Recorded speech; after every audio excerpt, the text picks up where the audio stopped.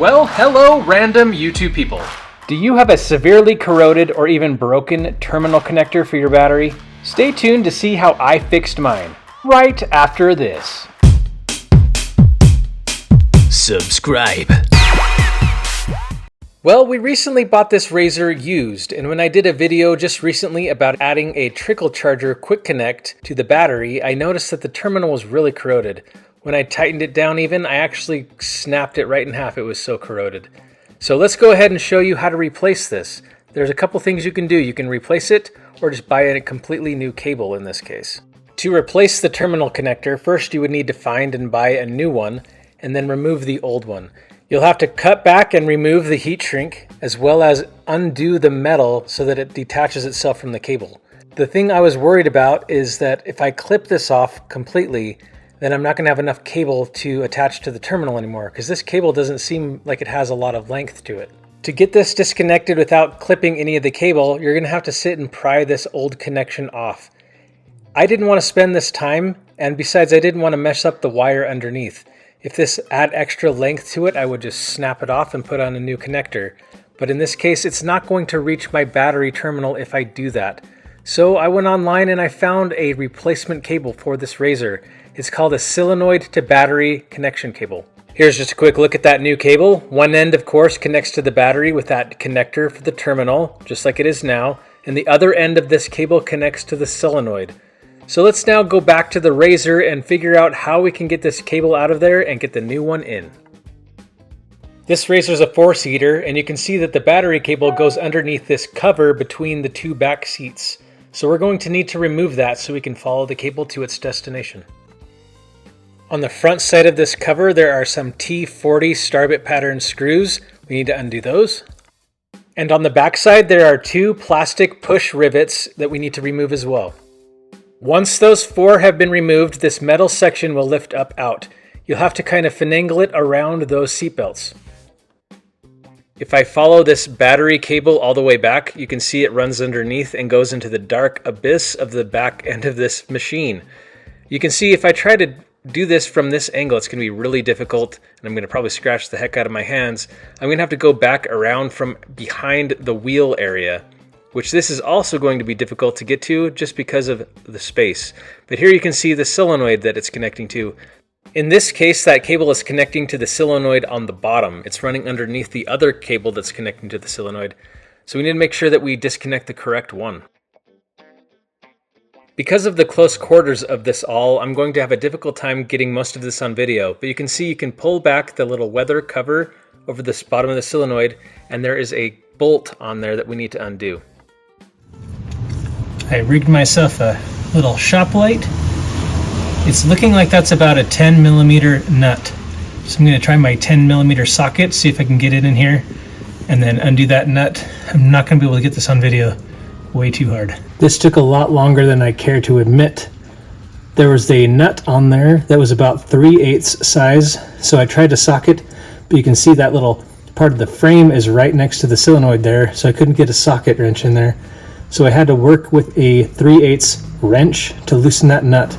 But now you can see it is disconnected. And all we need to do now is pull the wire back through. So coming back inside the RZR. I already pre-clipped this little zip tie that's right there that was holding the cord together, but I can just pull this through the hole here, right by the seat belts. Let me zoom out. Just be careful that I don't knock off that little boot. Granted, it's not too important because a new one would come with that, but okay. And there we go. Disconnected. And here's just a quick comparison between the old cable and the new cable. They are the exact same cable with the same model and everything. From here on out, we're just reversing the process, going to thread the solenoid end of the cable down through this little hole where it came out of. And you can see here, I've just got an extension cable and this little light that I'm going to turn into this makeshift shop light that I'm going to shove down this little hole. That's what she said. This is definitely going to help illuminate this area for me to work in. By far the hardest part of this is getting the cable to orient correctly. I need the flat side to go down towards the solenoid screw terminal there. It just kept wanting to rotate the other way. And sorry I couldn't get this on video, but I did attach the solenoid terminal end with that bolt and screwed it all together. The next thing we need to do is just cover it with that little rubber boot. And there you go. You can see I still need to pull it a little bit further. I'm having a little bit of trouble pulling this boot all the way over the screw. But now we just go to the other end and reconnect it to the battery. And here we are. You can see that brand new nice terminal connector. It looks so pretty. I've put back on the quick connect for this battery. You can watch my other video on how to do that. But I've ran it through the boot and then attached it to the terminal screw there. And now the last thing to do, of course, would be to hook up the battery again. You always put the positive on the battery first, and then you go to the negative. So here I am connecting the new positive terminal. It looks so nice compared to that old corroded, nasty terminal connection.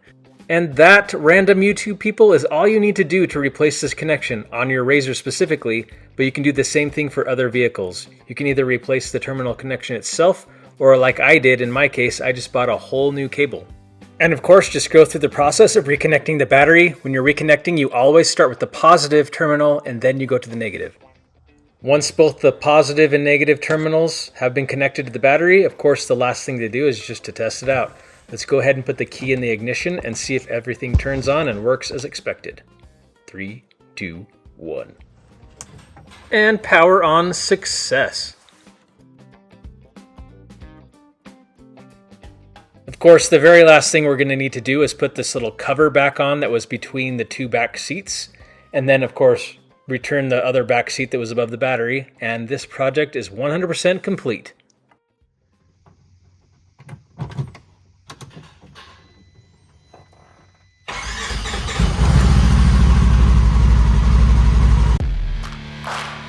If you made it to the end of this video, thank you so much for watching. If you find my content relatable or informative, please give this video some kind of interaction, such as smashing that like button, commenting, and sharing this video with all of your friends. This helps the YouTube algorithms know how to share my content with other random people just like you. And of course, don't forget to Subscribe. subscribe.